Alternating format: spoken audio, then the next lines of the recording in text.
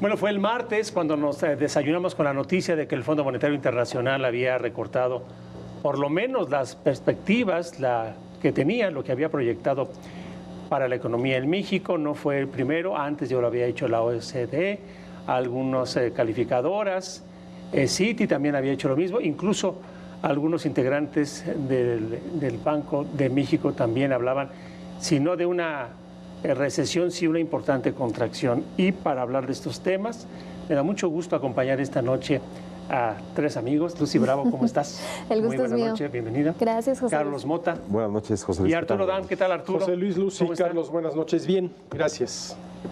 ¿Cómo ven? ¿Cómo han revisado los números? El INEGI sacó también información del último trimestre. El martes el informe del Fondo Monetario Internacional, y coinciden con esta contracción, por lo menos contracción, yo no sé si recesión, ya me dirán ustedes si estamos cerca de ese escenario. Bueno, coinciden con todos menos con la Secretaría de Hacienda, ¿no? Creo que eso es lo más importante, hablar pues de esta desconexión entre la narrativa oficial y la realidad económica, porque pues la Secretaría de Hacienda mantiene esta proyección de crecimiento para 2025 de 1.5 hasta 2.3%, mientras que todos los demás indicadores y esta lista que ya mencionabas, José Luis, pues va en un sentido pues contrario, ¿no? Y eso sí tendría que ser un motivo de preocupación, evidentemente por lo que implica para la economía mexicana, pero sobre todo porque el tratar de minimizar esta realidad o incluso criticar a los organismos que emiten sus proyecciones como si eso de alguna manera pues ayudara en algo y decir que no toman en cuenta el Plan México y el impacto que va a tener en la inversión cuando tampoco se tienen los elementos suficientes que comprueben que va a tener ese impacto que esperan o que estiman. Creo que tampoco ayuda en absolutamente nada, sobre todo porque yo sí he identificado 4 factores de riesgo importantes para la economía mexicana en estos momentos. El primero, sin duda, la incertidumbre por políticas externas, hablando específicamente de los aranceles impuestos por Donald Trump, que ponen en riesgo directo al TEMEC y las exportaciones mexicanas, sobre todo en el sector automotriz. El segundo factor de riesgo, sin duda, las políticas internas, lo que deriva de una reforma judicial que aprobaron evidentemente a vapor y que coloca en incertidumbre muchas inversiones, y si a eso le sumamos una ausencia también de políticas públicas en materia de infraestructura suficiente para energía, seguridad, acceso a recursos como agua, etcétera, pues hay mucha inversión que está detenida precisamente por eso. Un tercer factor de riesgo sin duda tiene que ver con el poco margen fiscal que tiene la actual administración. Hay que recordar que López Obrador arrancó el sexenio con un déficit de un 2%, y un acceso a fondos de recuperación de más de 330,000 millones de pesos, y la presidenta Sheinbaum arrancó con un déficit del 6% y menos de un tercio de esos fondos. Y por último, pues yo creo que sí hay un factor de riesgo importante que tiene que ver con la economía estadounidense. Si la economía estadounidense se desacelera, evidentemente la nuestra, al ser tan interdependiente, interconectada, pues habrá una menor demanda de exportaciones mexicanas, y eso evidentemente nos coloca en un escenario sumamente sombrío. Entonces, de nada creo que nos sirven las proyecciones optimistas de Hacienda si la realidad es otra. Después de esta realidad que acaba de describir perfectamente Lucy, se entiende entonces por qué esa estimación del Fondo Monetario. Sí, hay una realidad que ocurrió en los últimos años en México, y es que la Secretaría de Hacienda y Crédito Público decidió desligarse del consenso del mercado. El consenso del mercado era una guía muy importante para los pronósticos de Hacienda cuando publicaba los precriterios económicos del año siguiente, luego los criterios generales de política económica, y eso le daba mucha solidez a lo que Hacienda publicaba en concordancia con lo que el mercado estaba leyendo de lo que ocurría en los datos duros de la economía nacional.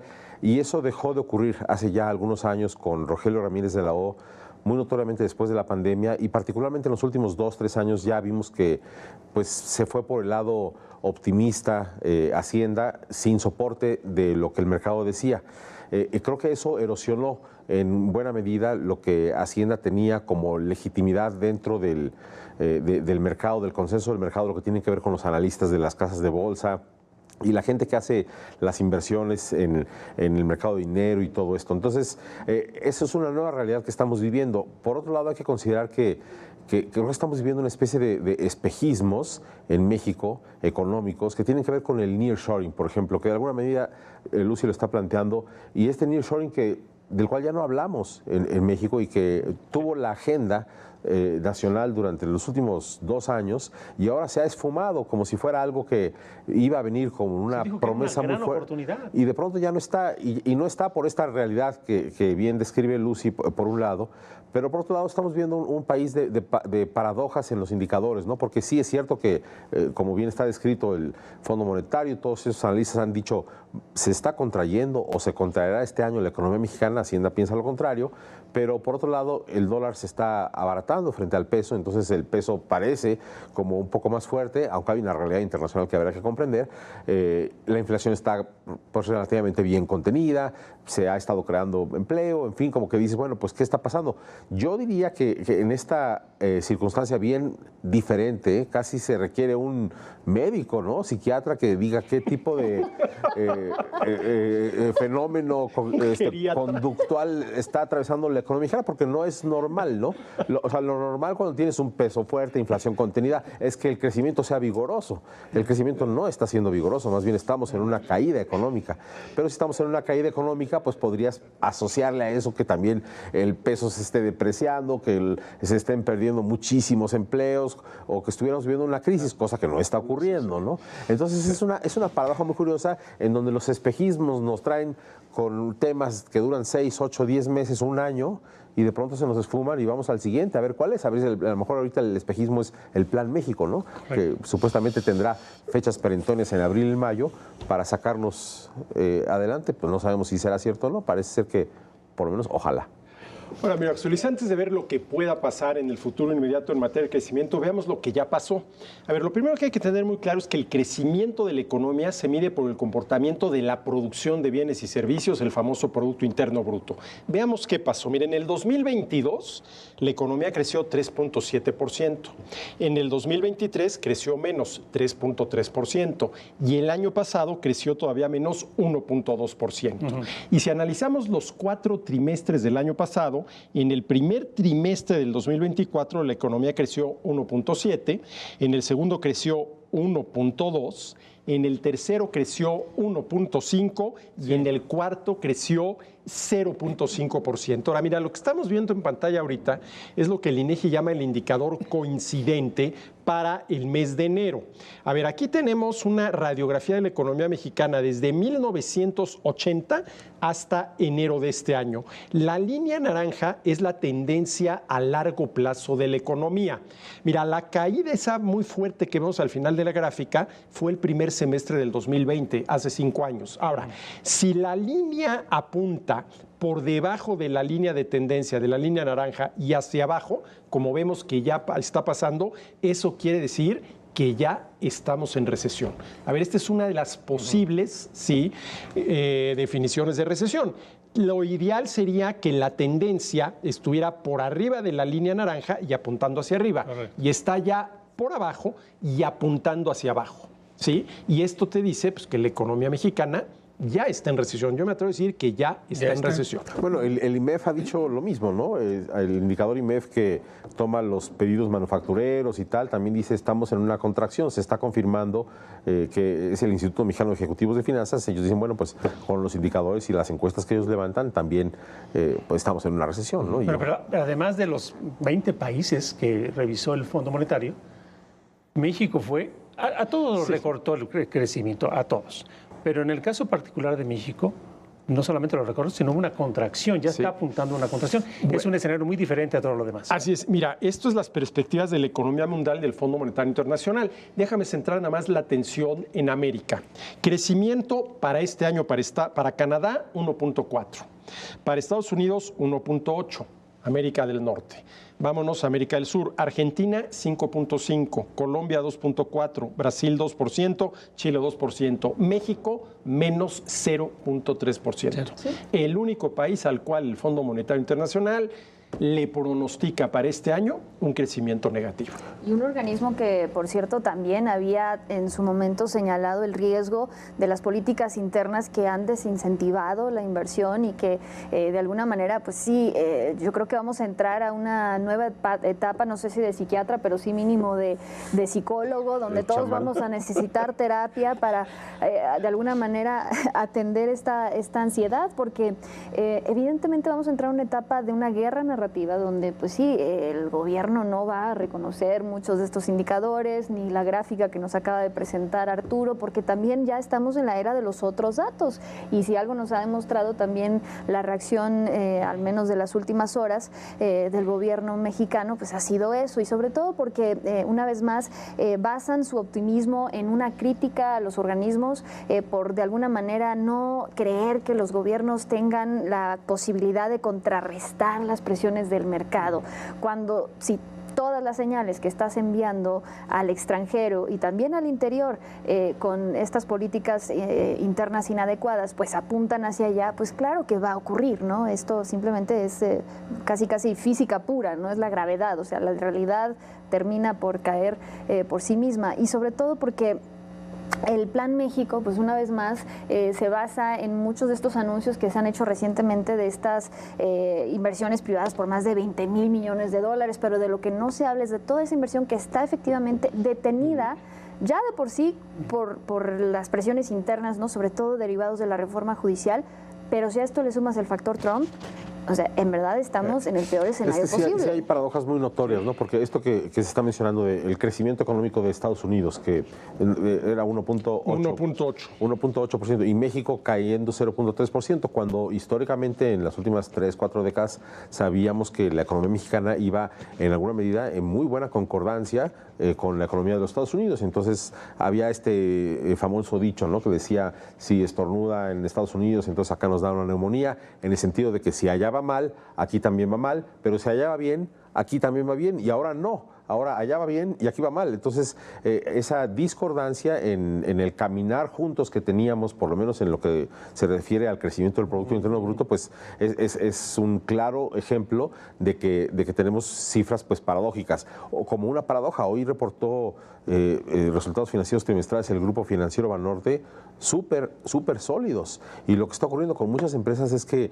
reportan ese tipo de datos muy sólidos en cada trimestre y dices, ¿cómo es posible que la economía está en esta etapa de contracción? Pero claro, las empresas que saben hacer bien negocios están instrumentando en los últimos 2 años inteligencia artificial, protocolos de flexibilidad, saben hacer las cosas cada vez mejor. Entonces, ¿qué está pasando? Que muchos empresarios con los que yo hablo, por ejemplo, me dicen, bueno, nosotros estamos haciendo el negocio y reinvirtiendo en el negocio que ya sabemos hacer, y ahí sí estamos, o sea, ahí saben cómo acaparar mercado, ¿no? No es inversión nueva. Sí. Y yo creo que ese es el gran problema, ¿no? Porque estamos perdiendo la oportunidad de ir a nuevos mercados. Ahora, mira, déjame una inversión nueva. A ver, inversión en instalaciones, maquinaria y equipo que te proporciona la infraestructura física para producir los bienes y servicios. Déjame darte un dato. Enero de 2024, la inversión fija bruta en México creció 12.8%. Enero de 2025, último mes para el que tenemos el dato, se contrajo 5.9%.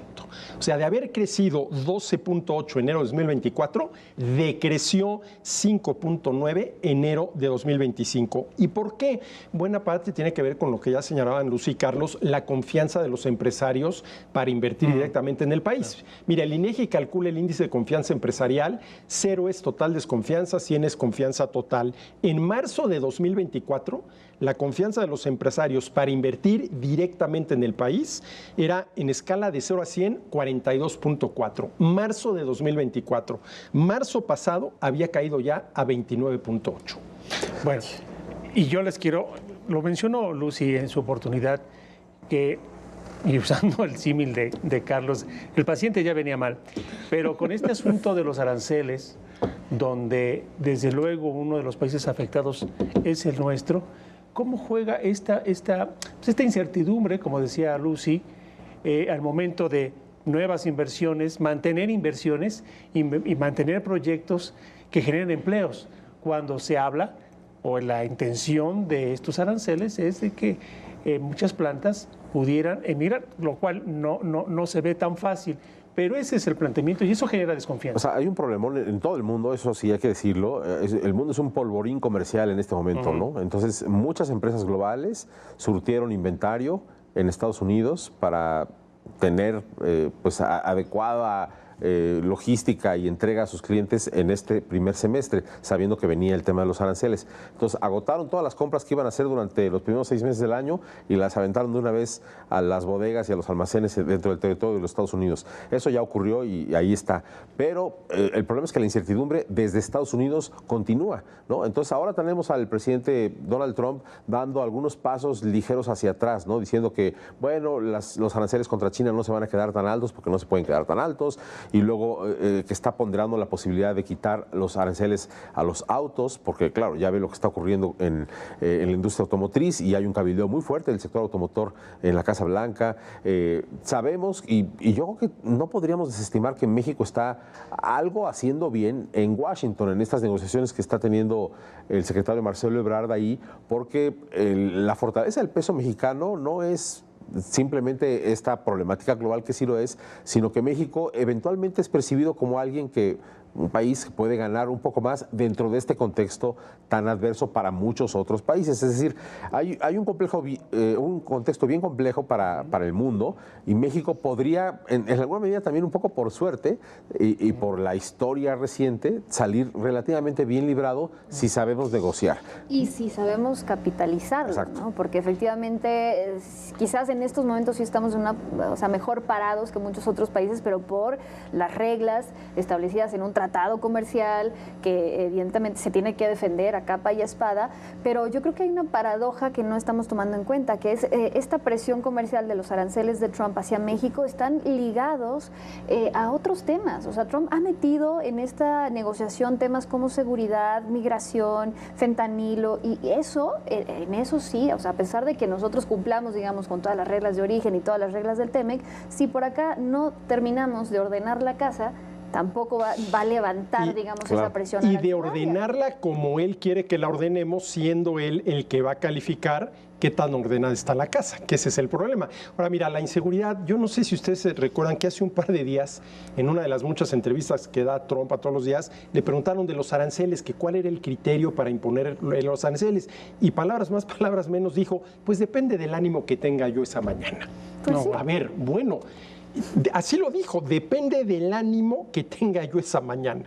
Sí, bueno, esto te genera una inseguridad brutal. Esa incertidumbre continúa, ¿no? Yo creo que los inversionistas a nivel global están exasperados de esta circunstancia estadounidense, pero yo creo que la Casa Blanca ya se dieron cuenta que el mercado manda. Y creo que ese es el límite que ya aprendieron en el nuevo gobierno estadounidense a respetar, porque efectivamente está el tema de que se siguen cayendo las bolsas o se han recuperado algo, pero no han recuperado el valor que tenían antes.